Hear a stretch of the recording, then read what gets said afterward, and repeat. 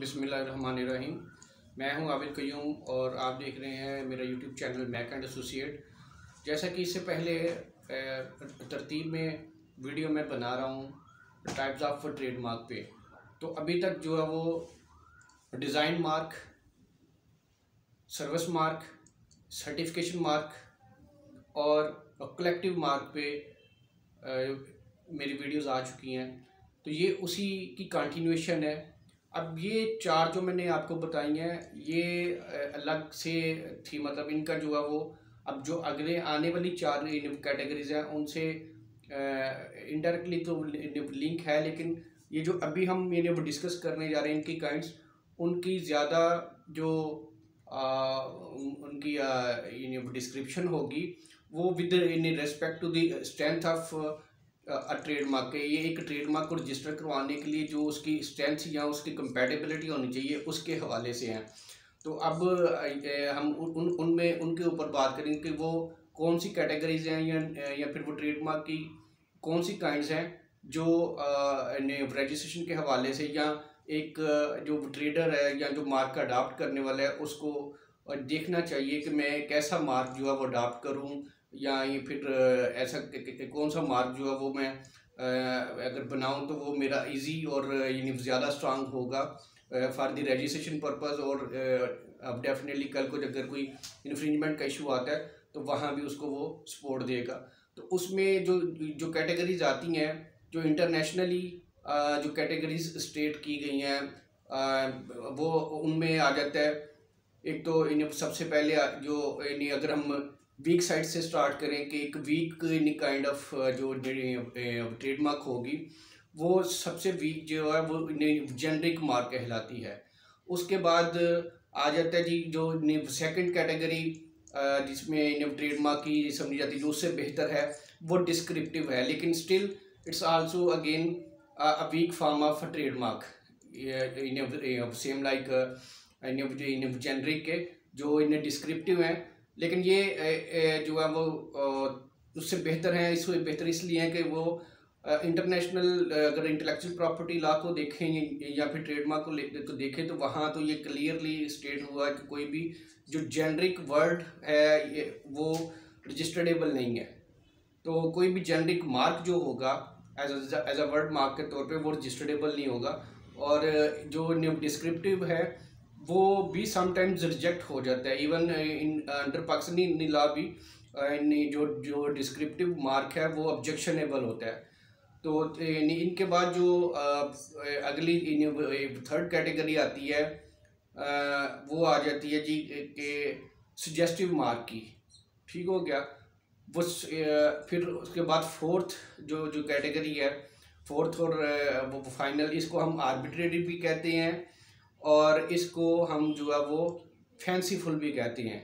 तो ये चार जो है वो बड़ी अहम काइंड्स हैं और ये बहुत अहम है। मैं अगेन कह रहा हूँ उन इन लर्नर्स के लिए भी, उन लोगों के लिए भी जो किसी ट्रेडमार्क को बना रहे हैं या स्टार्टअप ले रहे हैं या कोई बिजनेस स्टार्ट कर रहे ना चाह रहे हैं या फ्यूचर में ऐसा प्लान रखते हैं और वो कोई एक ऐसा यूनिक सा ट्रेडमार्क जो आप चाहते हैं, तो उन सब के लिए दी बेस्ट ऑप्शन है कि वो इस वीडियो को ये देख के अंडरस्टैंड कर लें कि कौन सी काइंड जो है वो ट्रेडमार्क की वो अडॉप्ट करेंगे तो उनका ट्रेडमार्क ज़्यादा बेहतर होगा और इजीली रजिस्टर्ड होगा और ज़्यादा वो उसकी मतलब स्ट्रेंथ होगी, बजाय कि वो कोई ऐसा यानी जेनरिक अडॉप्ट कर ले या कोई क्या कहते हैं उसको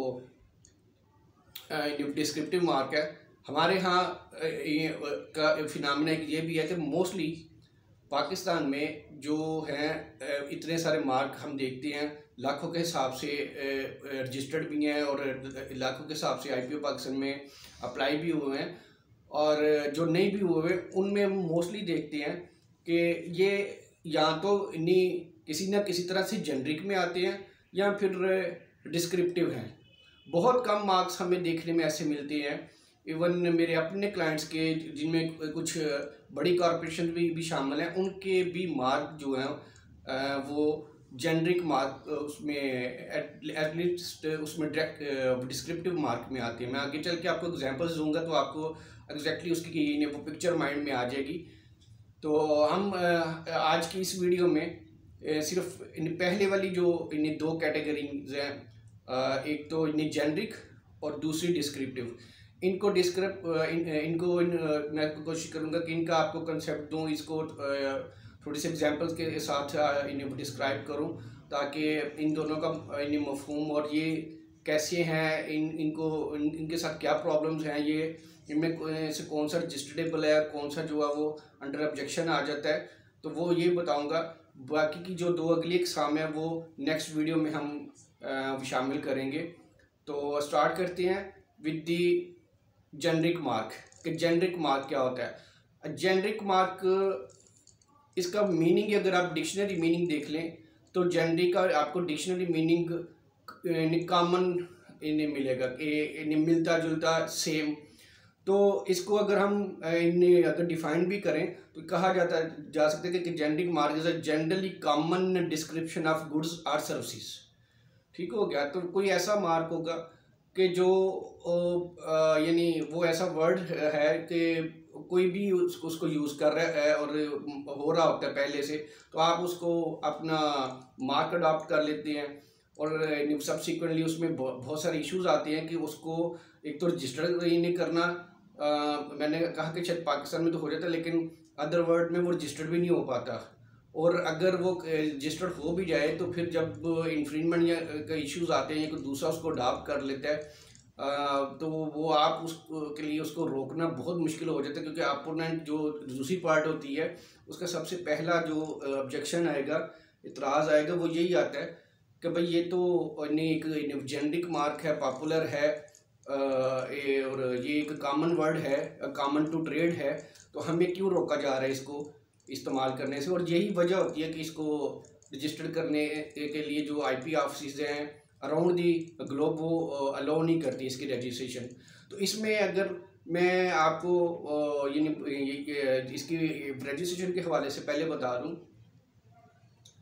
तो इसको जो है वो रजिस्टर्ड अंडर दी लॉ अगर हम देखें तो ये रजिस्टरेबल नहीं है।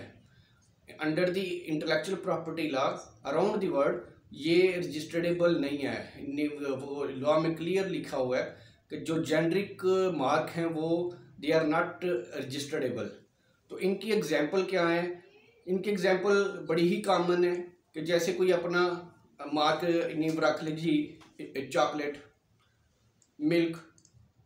मिल्क पाउडर, या फिर हमारे यहाँ यानी रोटी बड़ी कॉमन है तो वो अपना मार्क जी यानी वो कोई रेस्टोरेंट ओपन करे या कोई ऐसी कोई चीज़ खाने पीने की तो वो अपना मार्क यानी रोटी रख ले, हैं जी।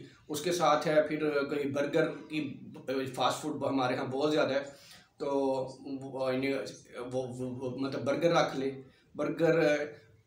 कोई दूसरा कोई लोग बहुत सारे हमारे यहाँ इधर क्या करते हैं कि जी वो फलां कॉरपोरेशन, फलां कंपनी, तो ये सारे कॉमन वर्ड्स हैं।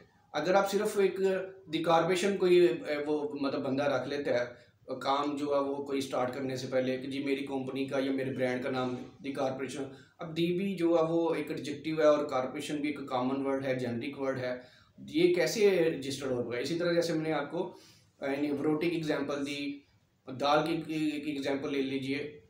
तो हमारे यहाँ लेके कुछ ऐसे मतलब चल भी रहे हैं, और अगर इसको और ज़्यादा आपको आसानी के लिए एक्सप्लेन करूं तो चूँकि मैं इधर से लाहौर से हूँ, ऑफिस भी मेरा इधर लाहौर में है, तो यहाँ हमारे यहाँ जैसे कराची में वो बहुत पॉपुलर है कराची बिरयानी, अब तो है पूरे पाकिस्तान में है, तो मतलब वो उसके अलावा बन्नू बीफ है, और इधर लाहौर में आजकल वकास बिरयानी काफ़ी पॉपुलर हुई है, तो आई थिंक उसका भी ट्रेडमार्क का इशू चल ही रहा है।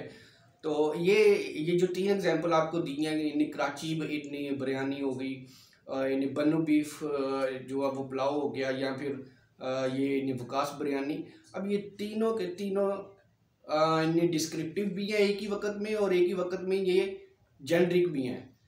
ठीक है, डिस्क्रिप्टिव इसलिए हैं वो तो मैं अगली कैटेगरी में आपको उसमें बताता हूँ, लेकिन ये यानी जेनरिक है कि इसमें जो इन्हें वर्ड आ रहा है बिरयानी का, वो कराची में और उसमें निवकास बिरयानी में, और वो जो बीफ पुलाव है, ये अब कॉमन वर्ड्स हैं। आप मैं अपनी लाइफ में मुख्तलिफ सूरत हाल में मुख्तलिफ ज़रूरियात के हिसाब से ये वर्ड्स बड़े कॉमनली यूज़ कर रहे होते हैं।